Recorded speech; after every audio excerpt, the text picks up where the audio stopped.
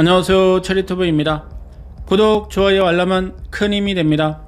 오늘은 육군에서 운용하고 있는 수련 헬기에서 자폭 드론을 발사해 적이 투입한 무인기를 공중에서 타격하는 시험에 성공하면서 우크라이나 전쟁에서 도출된 데이터를 야전에 빠르게 적용해 나가고 있는 것으로 확인되면서 주목을 받고 있습니다. 지금까지 무인기 전력을 운영하는 데 소홀했지만 드론 작전 사령부가 창설되면서 미래전의 핵심인 드론을 야전에서 운영하는 데 체계적으로 전력을 키워가고 있는 과정이 지상뿐 아니라 공중에서도 드론을 활용한 새로운 전술을 마련하면서 주목을 받고 있습니다.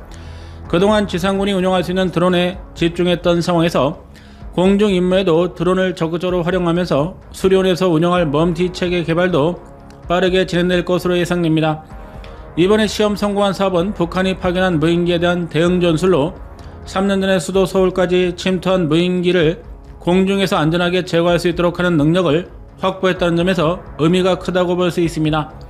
특히 지상에서 대응할 경우에 이동 속도로 인해 지속적인 작전이 어려운 데 반해서 수리온의 임무 장비를 장착하고 멈티 시스템으로 공중에서 투발해 타격했다는 점에서 전 세계적으로 주목을 받게 될 것으로 보입니다.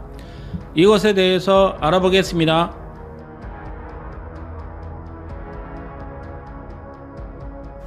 우크라이나 전쟁에서 게임 체인저로 등장한 무인기와 드론으로 인해서 지상 전력이 큰 피해를 보고 있는 가운데 러시아도 이란과 협력해 대형 자폭 무인기를 대량으로 양산하고 있으며 우크라이나 주요 대도시를 폭격하는 임무에 대량으로 투입하고 있습니다.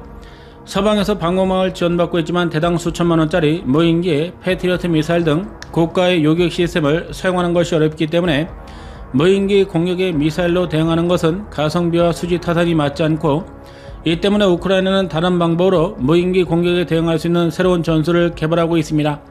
두 가지 방향으로 대응 전력을 구축하고 있는데, 하나는 무인기가 도시로 날아올 경우 이를 요격할 수 있도록 예비군들을 예상 지점에 배치해 레이더에서 파악하고 무전이 날아오면 지상에서 기관포를 발사하는 방식으로 대응하고 있습니다. 또 다른 방법은 헬기를 이용하는 것으로 비행 속도가 느리고 레이더에 미리 파악된다는 점에서 도심지로 도착하기 전에 헬기 부대를 먼저 투입하는 것입니다.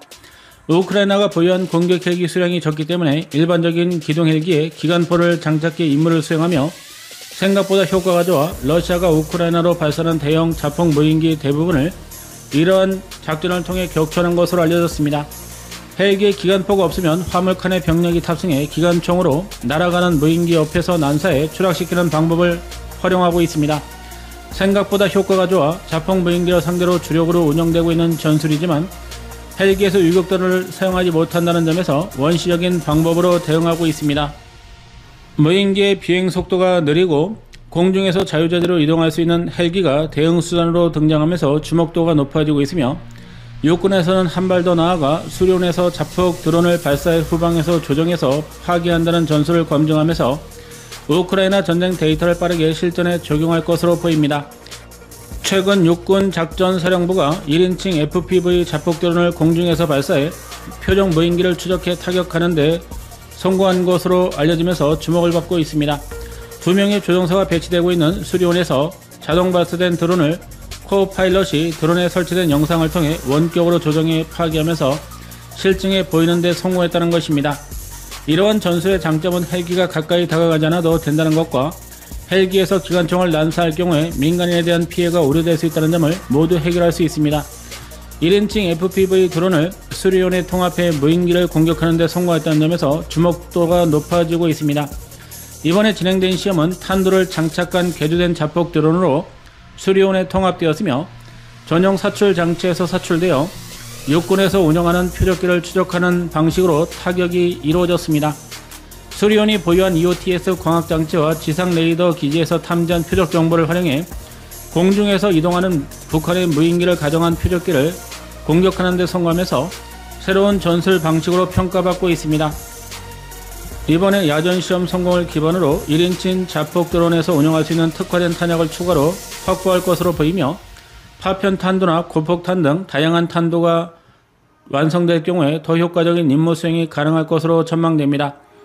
이번 시험은 공중에서 운영되는 헬기에서 자폭 드론을 사출해서 복잡한 임무를 수행할 수 있는지를 확인하는 데 초점을 맞춘 것으로 알려져 이후의 사업을 고도화시킬 경우에 더 효과적인 드론 운영이 가능할 것으로 예상됩니다. 군은 이번 시험을 통해 도출한 성과를 바탕으로 향후에 실질적인 임무 수행이 가능한 시스템을 추가로 개발할 것으로 알려져 180여 대 이상 운영하고 있는 수리온 헬기를 무인기 차단 작전에 적극 투입할 것으로 예상됩니다. 육군에서 선제적으로 드론을 수리온에서 운영할 수 있는지를 적극 검토하게 된 배경에는 북한이 우크라이나 전쟁에 깊숙이 개입하고 있으며 이 때문에 한반도에서도 작전 환경이 빠르게 변화될 것을 우려하고 있기 때문입니다. 3년 전 북한은 서울에 투입한 무인기가 시끄럽고 저렴하며 기초적인 성능의 무인기를 투입했지만 우크라이나 전쟁에서 러시아에서 기술을 빠르게 흡수하고 있어 실전을 통해서 효과가 확인된 고성능 무인기가 한반도 전장에 투입될 가능성이 높기 때문입니다. 무인기가 게임 체인저로 부상하고 있지만 북한이 대량으로 생산할 수 있는 기종은 프로펠러 방식으로 전방에 수십 킬로그램의 탄두를 달아 저공 비행으로 침투하는 전력을 운용할 가능성이 높은 상황입니다. 우크라이나처럼 평야 지대가 많은 곳은 레이더로 무인기를 탐지하는 것이 쉽지만 산악지형이 많은 한반도에서는 지상에서 운영하는 레이더로는 탐지 한계가 있으며 계곡 사이로 이동할 경우에 음영구역으로 인해서 은밀하게 비행하는 것이 가능합니다. 반대로 헬기에서 운영되는 광학장치의 경우에는 악천후에서도 수십 킬로미터 밖에 움직이는 물체를 정확히 파악할 수 있어 공중에서 침투가 예상되는 지역을 방어할 수 있습니다.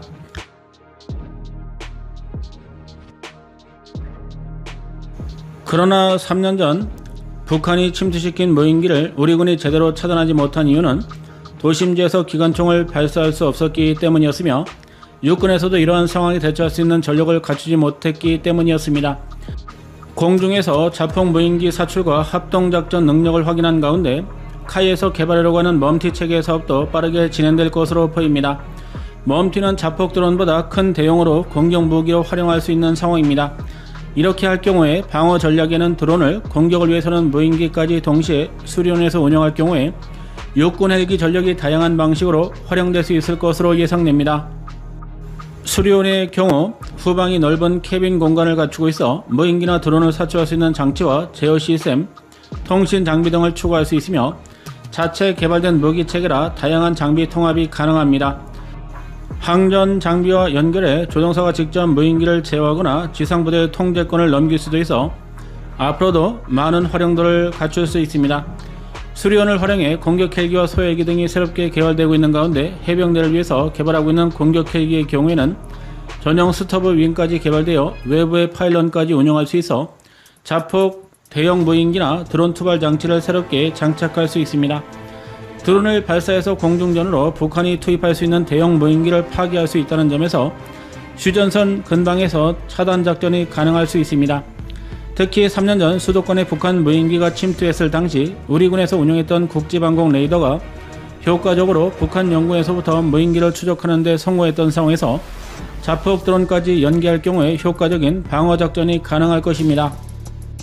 지금까지는 소형 자폭 드론이 지상에서 운영하는 데 적합했다면 수리온 등 헬기에서 투발되어 공중 표적까지 유격할 수 있도록 진화되고 있다는 점에서 이러한 시스템을 고도화시킬 경우에 새로운 공격 무기 체계로도 발전될 수 있습니다. 육군에서는 미로온을 대량으로 양산하고 있어 1인칭 자폭 드론을 체계적으로 발전시킬 경우에 비싼 미셀이 아닌 수십만원짜리 자폭 드론으로 대형 무인기를 제거할 수 있어 가성비 면에서도 효과적인 무기 체계로 운영할 수 있습니다. 수리온에서 자폭 드론을 직접적으로 조정하면서 가까이서 적을 파악하고 안전한 지역에서 직접 충돌시켜 격추시켰다는 데 성공해 수리온의 활용 범위가 더 넓어질 것으로 예상됩니다. 우크라이나 군의 경우에는 대형 무인기 공격으로부터 방어를 위해서 기관총을 헬기에서 발사해서 격추시키는 방법을 사용하지만 수리온 헬기는 자폭 드론으로 무장을 장착해 다양한 환경에서도 빠르게 대응할 수 있어 주목을 받고 있습니다. 육군에서는 공중에서 운영할 수 있는 자폭 드론을 연구해서 특화된 모델을 추가로 확보할 계획이며 이를 군사용으로 탄약까지 추가로 장착할 경우에 지상 표적도 노릴 수 있을 것으로 예상됩니다. 우크라이나 전쟁에서 알라봉 탄두를 장착한 드론으로 전차를 파괴하듯이 공중에서 수리온에서 투발된 자폭 드론으로 지상 표적을 파괴할 수 있다는 것입니다. 산악 지형이 많아 저공 비행하면서 자폭 드론으로 산 너머 적을 공격할 수도 있어 지상에서 운영하는 드론보다 위력적일 것으로 예상됩니다. 우리 군이 우크라이나 전쟁 성과를 발빠르게 실전에 반영하고 있는 상황입니다. 영상 시청 감사합니다.